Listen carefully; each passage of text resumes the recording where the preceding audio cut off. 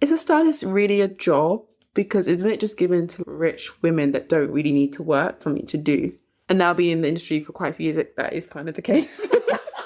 Like my first instincts were sort of correct. Yeah. Yes, that is shifting, and there are people who are come from working class backgrounds, are working their way up and doing amazing things in their career now.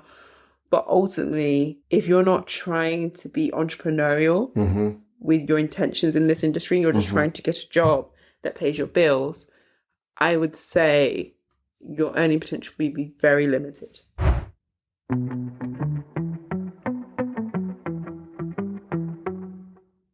Welcome to the Tenured Podcast with me, Michael Lutu-Kwaku, aka ML-Q.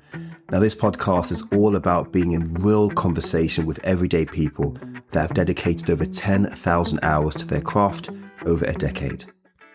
These are the people that have transitioned from just surviving their 9-to-5 to thriving in their careers.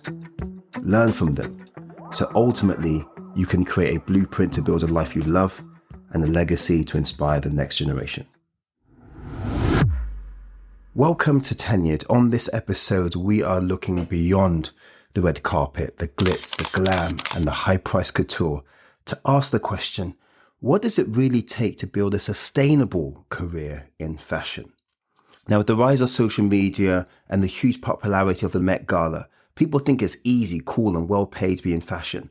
But what they don't see are the egos, the long hours, the low pay, and the constant struggle to generate fresh, new ideas. We have a special guest that, to be honest, has seen most aspects of fashion, so you could really trust her. She has navigated from working at brick-and-mortar stores like Selfridges, to styling fast fashion e-commerce websites like Farfetch, to transitioning to be a freelancer, styling actors such as Sheji Cole of Atlanta and Small Axe fame, to Jordan Stevens, who was in Star Wars Rogue One, all for the red carpet. Her work has been featured in glossy magazines like Vogue Italia and has been seen at London Fashion Week. Her clients include the great Arsenal, Bentley, and Mercedes AMG F1. She's here to share her story, give you a real insight into what it's like to work in fashion and who you have to be to succeed. Please welcome none other than Efe Igbinadolor. Hey Efe, welcome to Tenured. Thank you for having me. Thank you for that introduction. Oh, but it's true. I don't think you put enough respect on what you have done in the fashion world. Because honestly, you just did London Fashion Week 2024. Can you tell people the brand that you worked with? It's Oiza. We did a presentation for them. So they are a Nigerian British brand that do beautiful couture. She's been coined the Black Couturist. Love it. That's why I always give her a little shout out. You know what I mean? Yeah. So they do an amazing work. We're on their fourth collection now. Love it. And we've got some exciting things coming on board. So I've been art directing the show, but also working as a stylist and a brand consultant. Can you tell us a little bit of, number one, what you studied, and then how you got into fashion as a top celebrity stylist and freelancer? My experience working in the fashion industry is that I work as an art director, a consultant, and a stylist. I did not study fashion. My background was studying graphic design. And upon leaving university, I realized that's not something I want to do. I ended up trying to figure out what area of the creative industry I wanted to work in. So I interned for quite a number of years. Can I ask a question on that? When you said it interned for quite a number of, what does that look like for your bank account? It looks like zero. There were no jobs for new graduates because people didn't want to pay for work. So I ended up interning for a number of different companies, from galleries like the Design Museum, to then working at Selfridges in their visual merchandising department, to working at art galleries. I worked at Vivienne Westwood. Working at her company was probably the thing that really cemented the idea of working in fashion. I worked in the archive. So I was an intern at first and I became an archive assistant. And it was amazing because her archive was like the heartbeat of her company. And what is the archive? So the archive is basically a fashion library for a brand. It houses all the pieces of clothing that have ever been designed, been on the runway, that have been made for certain clients. My job was to take those garments, make sure they're well preserved, know where exactly everything is. Like, you could show me a picture from 20 years ago of a dress, and I need to know what dress that was from, what dress that is, what collection it's from, what number in the collection it is, where it was shown, and where it currently is residing now. That's basically my job. It sounds simple, but it can be really complicated because there's a lot of moving parts. And the main thing with the archive, which I loved, was that everyone came there from the company. So you'd have the head designer come down to reference a dress or a pattern. You'd have Vivienne herself come down. You'd have celebrities like Pamela Anderson walk through. She wants something from the archive, she would come in. You would liaise with exhibitions all around the world that want to honour Vivienne's work and her legacy. So it really gave me an insight into the fashion industry, how it runs, all the moving parts, all the different sectors. We would be on photo shoots as well for the brand. So that was a real eye-opener for me to see all these jobs that existed in fashion, that you didn't have to be a designer. You didn't have to make the clothes. Did you do a course on styling because you didn't do a degree in fashion? Yes, I did do a short course on styling. The course was, you learn styling. I think initially the person who organised it, she put a job advert out for a styling assistant, which I applied for. I was applying for everything. She then wrote to me saying I didn't get the job. But she was like, I'm actually running a course to teach people on how to become stylists in the industry. Yeah. I remember my mum wanted to pay for it. And I said, no, I want to pay for it because it's important for me to have that self-accountability and know it's coming from my pocket. So I really need to take it seriously. And essentially what it was is that she'd organise a bunch of test shoots for us to have. But we'd get maybe 2 looks of the photographer each that we could add to our portfolio. And even doing that course, I feel like course gave me confidence because ultimately, you know, we were left to our own devices to pull something together. And it also put us in a bit of a competitive environment. Yes. Because, you know, you want your look to be the look that the photographer or the team like the most. So then they spend the most time on it to get it right. So I would customize things that I would bring to set. And so I would really go the extra mile because I wanted my piece to be as strong as possible for my book. And that's what really started and acted as a catalyst for my interest in going in that direction. I feel like sometimes looking back, I used to feel like I wasted so much time. I could have just interned at a magazine and poof, you know, I would have been an editor in 2-3 years and then I would have gone on to do what I'm doing now. But I think at the same time, the journey I took has made me more resilient, has made me better with working with different people, has given me focus. So you start intern at Vivienne Westwood, and then from there, how did you get into the better paid work and how did you navigate to be a freelancer? I mean, that's a very big journey. I think that's probably about 10 to 12 years. That's between why, Vivienne now. That's why this show is called Tenured. Rightly named, rightly titled. Exactly. I would say that it continued as a journey. After Vivienne Westwood, I continued to intern at different places because I just felt like I needed more experience. Like it was great working with her and I still kept in touch, helped out at fashion shows, helped them out when they were short-staffed. So I kept that relationship going. But after I left there, I ended up working at the Design Museum, working on the Christian Louboutin exhibition. All right. Which was amazing as well. So that also gave me insights on how to work with designers, how to showcase their work. And ultimately, I did a few more internships after that. You can see the internship was very long. So for people who think it's one internship and then you get a job, that isn't always the case. But I eventually found myself in a studio. Their job was to photograph and do video work for lots of brands. And that was really my training ground as a stylist. And that place was amazing because when I was working with photographers who had a wealth of experience, the work was predominantly commercial. So everything that we were doing was to help brands sell whatever they wanted to sell. But I worked, you know, on kids' wear sets, on interior styling, food styling, with menswear, worked with women's wear. And every day you walked into the building, it was different. You could walk in, you look at your board, what set you're on, and who's your client. And one day I could be working with food. And then other times I'd work with women's wear and be doing a Jimmy Choo campaign. Wow. So it was really varied, but I loved that excitement. And you were working with the brand directly. So it was literally you, the photographer, and the brand. So you'd have to navigate these personalities as well because you have to keep the brand happy. Otherwise, they'll walk and go to another studio. Of course. So that was also a good learning on how do I build rapport with people I've never met, because the producers counted on you to make them happy. You and the photographer are working with them. If they find you annoying or boring, they're going to hear about it. You might not be put with that brand again, or they may love you and request you every single time they work with the studio. So it was really helpful for me to not just learn the practical side of styling, but also learn the interpersonal skills that you need to have. And now a word from our sponsors. Hey guys, I've worked in African business for over 15 years and frequently heard comments like, Africa is a basket case. I mean, Europe civilized Africa and should recolonialize it to make better use of their resources. Now, for years, these comments made me question the value and pride of my Black identity and most importantly, my African heritage.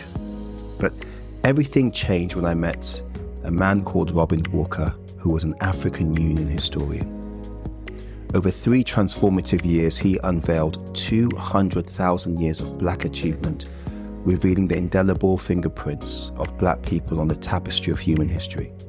And now for the first time, Mr. Walker has distilled his 30 plus years of research into an online course that will empower you with the knowledge of what Black people achieved throughout history across the world.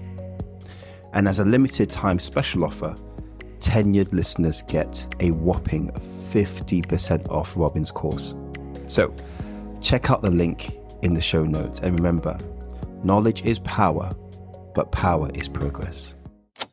Now back to our conversation. Your styling arc, again, from going on a short course, doing internships, working with Vivienne Westwood, and that really improved your styling capabilities. But you've also worked at e-commerce companies. How did you actually learn the corporate skill set that often isn't taught in the styling world? I would say not all those environments were very corporate. Every environment you enter is slightly different. E-commerce is styling for websites. So initially in the past, before people would sell clothes online, it would be like catalogue work. You open up a catalogue, you see a model in a beautiful dress, you order that dress, it comes delivered to your house. So e-commerce is the digital version of a catalogue. So I would position e-commerce as like the ABC of fashion, in the sense of it's not high fashion. It is fast paced. It is normally fast fashion as well. And your job is essentially to take a garment, make it look as cool or as good as you can, make the model look amazing in it so it can be sold. So it's a very transactional part of styling. Mm-hmm. It can be tracked whether your styling has equated to sales. So they could monitor you or the model and say, well, this model plus this stylist sells this amount of stuff. So this stylist is very strong. So it's a bit of guesswork, but they can tell whether you're adding value mm-hmm. to the things that are being sold. So I worked in that sector. And what's good about working in that sector is it's regular money. The money's not amazing, but you can live on it. Mm-hmm. And, you know, it's quite comfortable. When you are connecting creativity with corporate work, what are some of the applications, or when I mean applications, talking like Word, Excel, Premiere Pro, what are some of the things that you find are some of the key skill sets to master to have a successful career in fashion, but definitely in the corporate space? I think as a stylist, time management is really important. Okay. Because I think that's something that I'm constantly trying to hone, because you're dealing with so many different types of people. And I think entering into the industry, I thought I was a great communicator because I talk a lot. Well, really what I found is it's not talking a lot. It's how you speak. It's being very upfront and not making assumptions. That's a big one. Yes. You're also dealing with a lot of people who have learning difficulties like dyslexia, dyspraxia. So navigating that as well can be tricky. Yes. I'm dyslexic myself, so I know colleagues have had to deal with me and I have to deal with them. So am I, boy. So am I. I feel like the creative sector is filled with dyslexic people. So I feel like being structured and organized with other people is imperative. It's something that you have to learn about other people. Yeah. So to gain more clarity. And then in terms of like hard skills, how to visually communicate well is just as important as verbally communicating because our job is so visual. Yes. So knowing how to structure mood boards, how to organize your thoughts, your creative thoughts, so it's clear for people. Because sometimes your mood board or your presentation document could go all the way up to a director of a company, because they want to see what the plan of attack for a campaign is. So you need to be very transparent, very clear with how you're visually communicating what you're planning on doing, because they're putting £20,000, £30,000, £50,000 towards a shoot. They want to know what you're going to deliver before you deliver it. Facts. I find it's really helpful because I think a lot of listeners want to know specifics, like what does the day-to-day look like?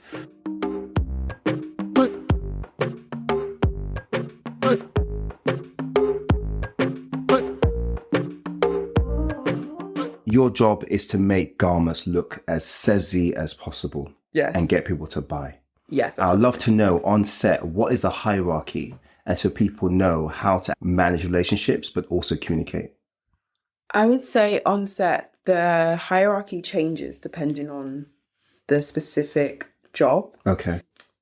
In the past, when I've worked on campaigns, the client is the main person. Before you even get to the set, you'll have a pre-production call where you discuss what's going on the day of the shooting. So everyone will get to know each other. There'll be introductions, so you know roughly what everyone looks like. They'll give a lay of the land. They'll say, okay, this is what we're trying to achieve. This is the overall deck. They'll talk through the models that they've booked, and they'll just reflect on what each section of the shoot is going to be like. Then after that, after the client, I would say it will be the photographer or the film director. Mm-hmm. They'll be the person capturing everything. They are the next main person because they are the ones who are going to take what the client wants and make it a reality. And I would say it's super important. This is a side segue, but it's super important that when you are styling, doing test shoots in the beginning, try and work with the best photographers, videographers, film directors as possible, because they can make your work look better or they can make your work look worse.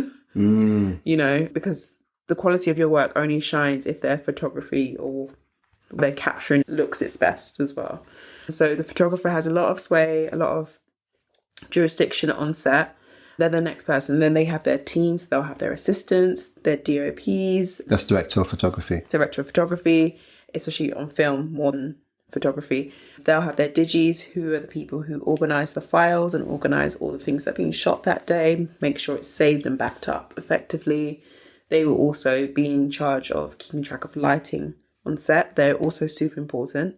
They can be really useful person to befriend on set, because if there aren't any monitors, you can hover behind them to peek over. You can ask them to zoom in on things. But it depends on how friendly they are, because you can also be getting in their way. So being friendly with the digi, I think, is always really good, because it helps you do your job well, especially if it's a shoot that requires attention to detail. So you have the photographer's team, and then after that you will have stylists. So I think we're the next person, especially if it's a fashion shoot, because we're in charge of making sure the clothing looks as good as possible.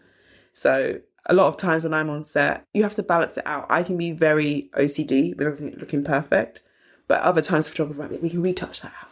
And that's a great thing to know, but I don't rely on it, because sometimes a retoucher might not see what I'm seeing. Yes. So I'll say, oh yeah, I get that, but I can just quickly adjust that. And it'll be 5 seconds, I'll quickly just jump in and adjust it.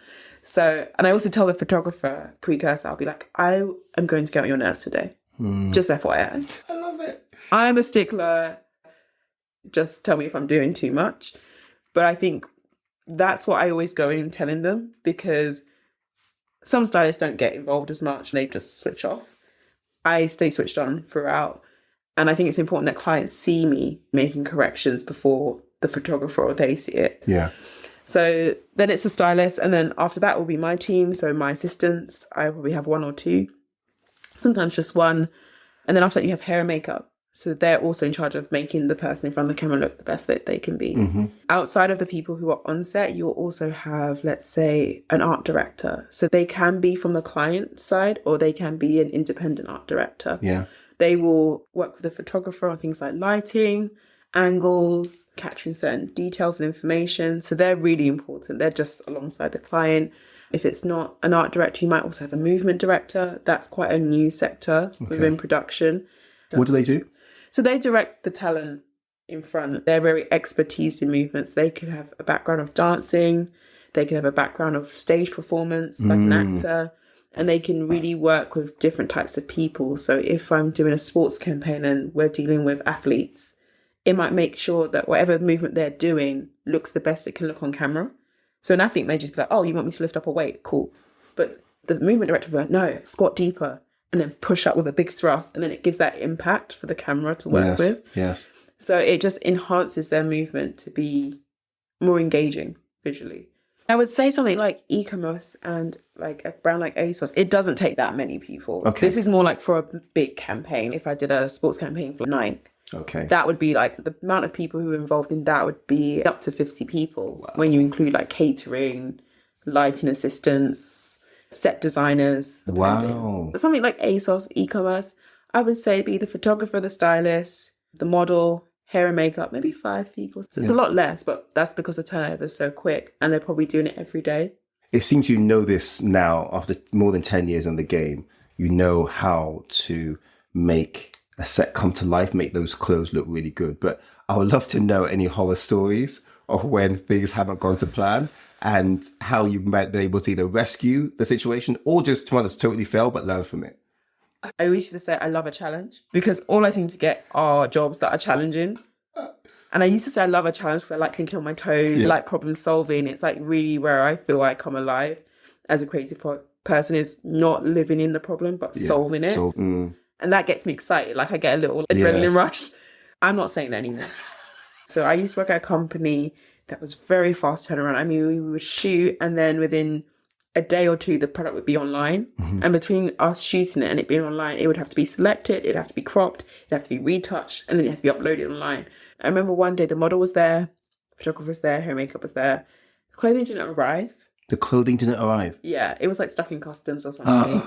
And I think the brand, it had to be uploaded 2 days from then. And we couldn't shift it because I think promotions had been sent out to like via email to customers, and it had been advertised that we were having this amazing brand being featured on the website. It had the date and the time and everything. So we were constantly checking the ETA on the clothing. Is it in the UK? Okay, it's in the UK, but it's at customs. Okay, is it in the van? It got to the point, it was like 3 o'clock in the afternoon by the time the clothing had arrived. It hadn't been steamed yet, it hadn't been unpacked. So when the clothing arrived, it was like all hands on deck. Like photographers were steaming. Wow. Retouchers were steaming it for us because they were like, you need to get this out. Yes. So normally a shot count would be like maybe 40 at the time. So you had to do 50. And then it's 3 o'clock and we finished at 6. So what would normally take a whole day now had to take 3 hours. Jesus. And I remember coming together with the photographer and the model. And I was like, guys, okay, this is the plan of attack. We are going to do front, side, back, a bit of switch. You're not going to change your top. If I style it up, I'm going to add a jacket. You're going to take the jacket off. You're just going to change the lower half. I was like, if you need to pee, hold your pee until we're steaming the next batch of stuff. Wow. Every minute was accounted for so we could actually get it done. And I remember just thinking, this is insane. And after we finished and we got it done, the photographer looked at me like, what the hell was that? What was that? But you got it done. But we got it done. So for me, that was a really big learning curve and something I still use today. I still know, regardless of what I want to achieve, it needs to be everybody else's goal to achieve it too. And then we can actually pretty much do anything. But if they're not on the same page, it's just not going to happen. If you worked in the industry for more than 10 years, you must have experienced being laid off. You must have experienced having been let go. I'll give an example of one of my favorite stories was, again, I used to do a lot of internships as well around African investment and African business. And I was in my first real internship. So anyway, twos, one of my directors was leaving on maternity leave. So we went out for lunch and we gave her presents. We gave her a card. And just as they're like, oh, this person's leaving, everyone clap for her and, wishing her the best. And then one of the other directors piped up and said, and you know what? This isn't the only person leaving the company today. This is Michael's last day. Did you know it was your last day? No, Michael didn't know. Michael didn't know it was my last day. So you found out publicly? Someone else is leaving lunch. Someone else is leaving lunch. And we want to thank Michael for all the hard work he has done. And wait, was this an internship? This was an internship. But yes. Surely your internship, did it have an end date to it? It didn't have an end date. What had happened was there was a particular high commissioner who wanted his kids to also get work experience, and there weren't enough desks. So they were like, who can we get rid of? Let's get rid of Michael. Now, I would say, I'll take responsibility because I didn't have the skills, but there was also no training. Yeah. But I was too shy to say, listen, I don't know this. Can you help me out? Whatever it is. But I thought if I was nice and appeared hardworking and was courteous and was likable, that would be enough time for me to be able to build up my skill set. But what was interesting was the director came and spoke to me after that, said, I could see that you were hiding and your director should always know what work you're doing. So be visible in the company. But it was interesting how I got fired and someone else was leaving lunch. And I mean, look at me now. I'm great. You can do the firing now. I'm great. And it was interesting because I saw that same guy in the elevator one time, let's say 10 years later. And I was working, again, in African investment, doing very well for myself.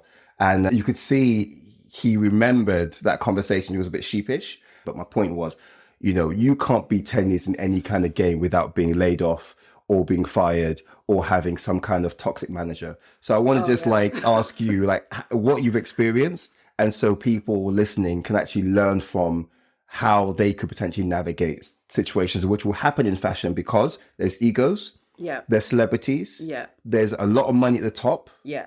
And everyone is trying to fight for their position. 100%. Wow, you've given so much food for thought already. I think for me, I've had all three of the things that you described. So toxic manager I've been fired, and then I've been laid off. Mm-hmm. And I think each of them have been really good. I think one, for you, amazing that you got fired quite early on in your career. Yes. I think that's the perfect time to get fired. Yeah. Because you've got less of an ego. You can really understand why you were fired because you're like, I don't really know much about what I was doing. And it was a good lesson to learn super early on. I feel like my trajectory in terms of my career has been toxic manager, which was interesting to navigate because to the point she's so toxic that everyone in the industry knows who she is. Oof. And I remember going for an interview at a company and they saw that I worked at this company and they were like, oh, let's say her name is Kate. Was Kate your manager at the time? And I said, yeah. They're like, oh gosh. They're like, oh, you poor thing. I've never had someone feel pity for me about the manager that I've had. So working with her, one taught me about how to have my guard up because she would be your best friend and then all of a sudden attack you. Oof. Use things that you said to try and call you a liar or try and find holes in your story. And it just be a similar question, how was your weekend? Wow. And then she'd try and use that to attack you later on. Do you know what's crazy? Question, how was your weekend? It's so political at work. I had a manager who wouldn't let me take annual leave unless I was leaving the country. What? He was like, I don't want you to waste your annual leave sitting at home in your pajamas. He said this in the office. What has my annual leave got to do with the price of fish, my friend? Again, how was the weekend? Oh, it was cool. What did you do? Tension, anxiety. Wow. Because the wrong answer, he will be like, oh, so he just lays about all weekend. I was like, he was using it for his own entertainment. And also he's trying to get intelligence to who you are, so how he can manipulate you. Some warfare going on right now. There's a great book called Twice as Hard, Navigating Black Stereotypes and Creating Space for Success. And it's crazy because one of the key lines in the book is that when you work in the office, you are not competing against your employees or against your other colleagues. You're competing against your stereotypes. And so that's what happened. So he was trying to find out what are the stereotypes that work with him and therefore knows what box to put you in. Yes. That's why how was your weekend is so political at work. Yeah, no, in toxic work environments, not all work environments. I think it happens. I think even if an environment isn't toxic, trying to break those stereotypes is a thing. Like when I worked in certain environments, me mentioning I was married could actually really work to my advantage. Interesting. Like I would become respected amongst the older members of staff. People knowing certain bits about my personal life, how that would change their perspective of me. Yeah. So yeah, in the past I've been fired. And it came at a time where it was really inconvenient to be fired. I don't know if there's ever a time that firing can be convenient. I just moved into a new environment. I just got married. I just spent all this money on a wedding.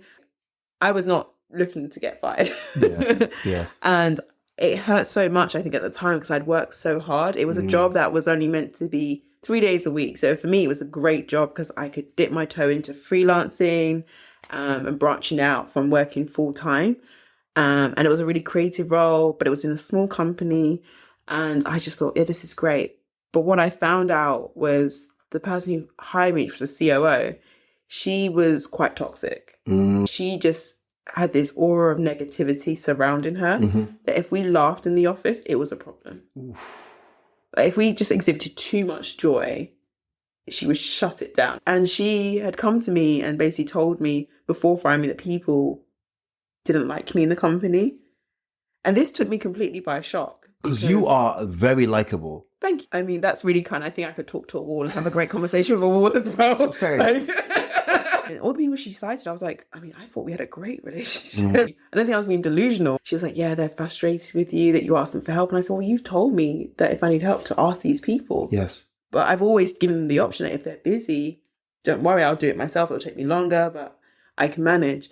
So we had that initial conversation. She said she'd be watching my progress. Later on, I worked really hard on this big campaign the company was releasing. I organised everything from casting the models to the creative direction to organising the clothing delivery. I did everything. And then the founder of the company sees the campaign. She says she loves it. She says it's the best campaign the company's ever done in their history. Wow. And I'm thinking, this is great. You know, this proves that I'm capable of doing my job effectively. You know, I kept it within the budget. I gave them lots of deliverables they could use throughout the year. It was in line with their whole ethos as a brand. So I was like, great. Then I get called for another meeting with the same COO, and then I get fired. And then in the meeting, which had a lawyer there present, she mentioned something that I said, so why are you firing me? Because I thought I met standards. Everyone sees I've put boundaries in place, so I'm not asking people for things outside of their job description, etc., etc. She cites things like, you had a meeting with so, and then you were half an hour late. And I said, that meeting was put together verbally when we came out of a training session, and it was very informal. And she said, let's catch up about this shoot. And I said, oh, I've got a few things to finish up here, but once I finish, I'll come and meet you upstairs. So this is where I'm like, you're really scraping the bottom of the barrel. Yeah. Furthermore, it made me clear that she had obviously been conspiring with this COO about trying to get me out somehow. Yes. There was another situation with the same woman where apparently I criticised her work. And I said, me criticise someone's work? What? I'm not even in a position to do that. Wow.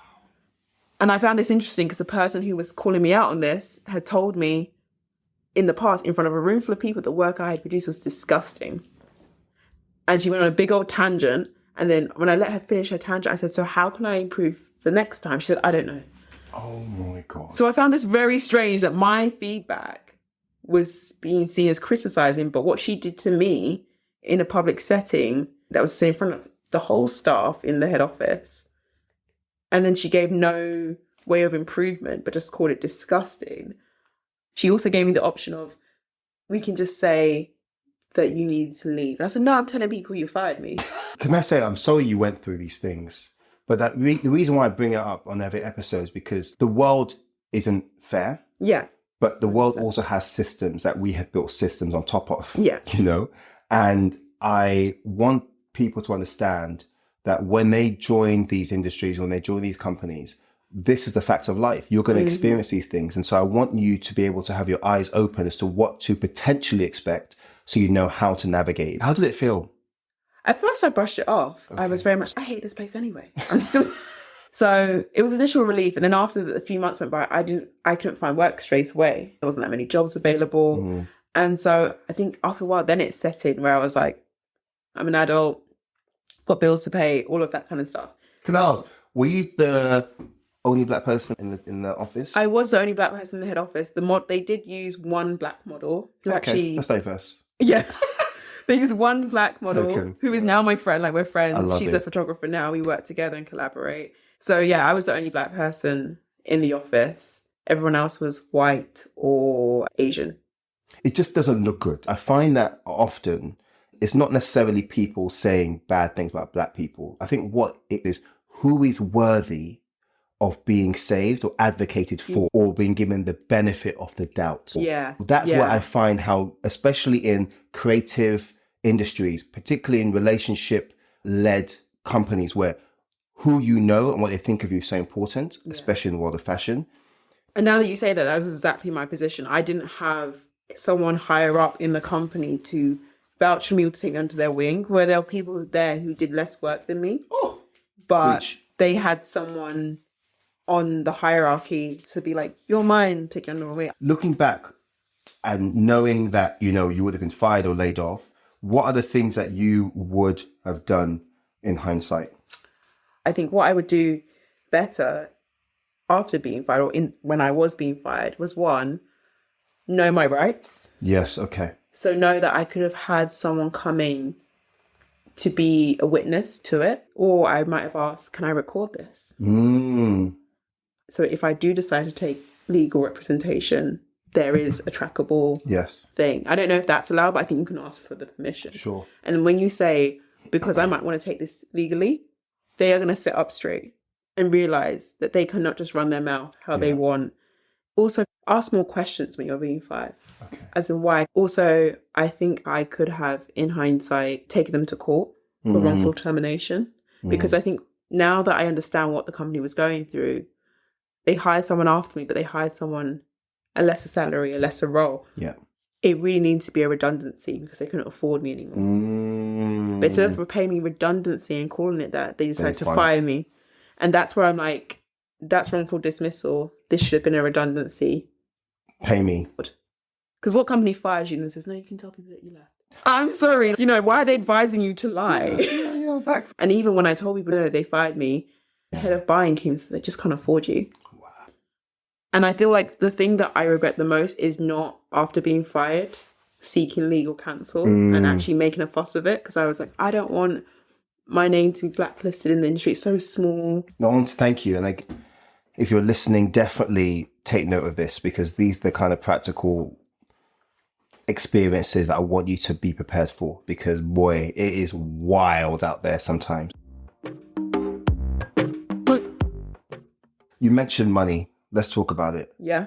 Fashion, £55 billion a year in the UK. Yeah. Who is not getting that money? Everyone. How do you navigate? Can you explain to people what typically salaries are in fashion, and also how you can therefore navigate to get the money you need to be able to pay a mortgage and to, you know, be a parent and to have a car, just live a normal life-ish? To live a normal life in fashion. The thing with fashion is that salaries are so hidden. Oh. They are so hidden. I always try to be as transparent as possible. You're allowed to tell your colleague what you get paid, but they kind of give you the impression that it's frowned upon. So do your research when you sign a contract. Actually read your contract, people. Please read your contract. I'm not coming from a righteous place. There's times I haven't read my contract and I've just been like, I got a job, great. But I find it interesting when people don't want to discuss their pay. Because I'm like, well, all you're doing is helping the company screw us up all over. Facts. But in the industry, working full time, the pay is not great. Can you give me some brackets? I would say if you're working with it as a stylist, let's say within a corporate setting, probably quoting about mid-30s. Wow. Yeah. Wow. Yeah. And can I just say, with that mid-30s, it can be a weekend job as well. Yeah. And long hours. Yeah. So some some companies are just known to be really terrible. Some companies just pay terribly. And I think if you go on Glassdoor, you will quickly discover what companies they are. Sure. I would say editorial as a fashion editor. And that's for magazines, yes, for magazines. That also pays really bad. I would say it can be 30s, early 40s. Wow. If you're in a more senior fashion position, maybe you write, it could be 40s to 50s. But we're not talking big sums. We're not even talking like above 60k. And it's in London. This is London salaries as well. Now, New York would be different. LA would be different. Yeah. You know, I think the salaries are a lot higher there just generally. But ultimately, I'd say editorial offers you more exposure to the industry. You get to meet with more brands, more clients, more celebrities. So it can increase your earning potential because you're in the room with the right people. So that's the payoff. And your name is also being accredited with some, hopefully a publication that is well respected. There's the money that you get paid, and then there's the opportunity. And it's like sometimes the opportunity outweighs the money. Yeah. Because you don't get taxed on opportunity. And the people that you meet there could be people who put money in your pocket for years to come. Yeah. So that's where you've got to think, am I in it just to pay my mortgage this month? Or am I looking at 10 years down the line? And I think that's where they get you as well. If their name is credible, it's like they're likely to pay you less. That's, I would say, disgusting. But to be diplomatic, that's tough. Yeah. It's a tough position to be in because they have all the power. Also, like jobs in fashion are highly desirable. Mm. And I think my first instincts entering this industry before I got into it is that, is a stylist really a job? Because isn't it just given to rich women that don't really need to work, but want to have something to do? And now being in the industry for quite a few years, that is the case. Like my first instincts were sort of correct. Yeah. Yes, that is shifting. And there are people who are come from working class backgrounds, are working their way up and doing amazing things in their career now. But ultimately, if you're not trying to be entrepreneurial with your intentions in this industry, you're just trying to get a job that pays your bills, I would say your earning potential will be very limited. Okay. But I would say on freelancing and being self-employed in general, it's not easy. You know, there's a lot of structure that you need to put down for yourself. And the industry itself can just be a big mess. Like clients not paying you can be a thing, you know, waiting 6 months for an invoice to be paid, chasing it up, having to deal with lawyers, finance teams. But what I will say is that being self-employed is very liberating. You have agency over your career and you don't have to deal with a lot of the office politics, which can actually be quite a huge relief. You don't sometimes realize how much energy office politics take up. So you've got to outweigh it and see what works best for you. But I would say always dip your toe in and try things out. You don't have to fully quit all your job before trying to get a sense of what freelancing is like. It's hard, but it can also be really liberating because, you know, I have options. Yes. I have options. I'm not stuck in this situation if I don't want to be. And it's a better education for yourself. Because sometimes I see it so much where people rely on their full-time jobs to do so much for them, to inspire them, to train them, to help them progress in their career. And I'm like, your full-time job doesn't need to do any of that for you. Yeah. The only thing they're required to do is pay you for the work that you've done that month. It. That is it. And for some colleagues, paying you for the work you haven't done. Yes, paying you for work that you haven't done, if you're lucky enough. If you're lucky enough. I've never been that lucky. So, yeah, that's the only thing that they're required to do. So if you want to be inspired, you take that on. How do you want to be inspired? What part of the industry do you want to grow into? Yeah. You know, if there are things you need to learn, okay, you can do courses outside. The things you want to learn, if they don't exist on a course, find them. Find a mentor if you need one. You are preaching right now. Essentially what you're saying is stop telling people what you do and start telling people who you are. A lot of people say, I just wish I was a journalist. Well, then write. Yeah. Right. Right. Even if it's not being published, just start writing. Because those are the skill sets you're going to learn that it's like Ta-Nehisi Coates. His dad, I didn't know, was a big time publisher and actually published my teacher, Robin Walker, who's also been a guest on this podcast, book, When We Ruled. And his son is now a big time writer. He was a journalist before and he was writing novels in his spare time. There we go. And when the opportunity came, boom. You're ready for it. You're ready for it. And so I always tell people this. I said, most of the jobs that hired me in the past, it wasn't because of the work I did on the previous job.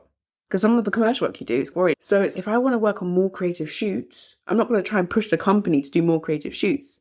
I need to do my own creative shoots. But when my mum used to always laugh at me, she'd be like, all this free shoots you're doing with your spare time, what does it amount to? Who's paying you for this? I said, Mum, it's my form of advertising myself. Yeah. It's my form of showing people what I can do. So if you don't have someone who's bigging you up at every corner, if you don't have someone who's literally putting your name in the room, your work will put your name in the room. You said it. You said it. And just to tie off from the money situation, someone sent me an article where Dior, the big brand, are having a legal fight. The headline and the subtitle was Dior bag sold for $2,880, made for $57. Yes. And so when you talk about money not being paid to the people that actually are marketing and styling and designing and that kind of stuff, it's disrespectful to see the profit margins of these big houses, but how little money is actually paid to the people that are working in the industry. Yeah. But to add to that, freelancing, the salary is very different. Yes. I remember when I first freelanced, I got £150 a day. I think that's just a teeny bit more than retail. Yeah. And then now I'm probably like in the thousands of pounds a day. Love it. So, but it's about you also knowing your worth. You don't know that until you're confident about what you're doing and what you're offering. And people are paying not just for the job. To be honest, they're paying for the amount that you have invested in yourself. Yeah. Getting up at 5 o'clock in the morning, packing a suitcase, then take with your steamer, going to a shoot, steaming for 2 hours. That's what they're paying for, is your expertise in your eye. So please do not, if you listen to this, undervalue when you've invested in yourself. You are the whole tea, the sugar and the milk. Yeah. And the biscuit on the side. Yeah. So just remember that.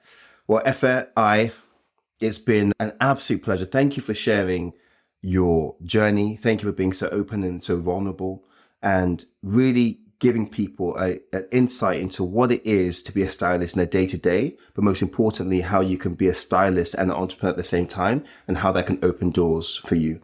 I think a lot of people are going to get a lot of value out of this. So I just want to say thank you. Thank you for having me. This is fun. Then you have to come back. Happily.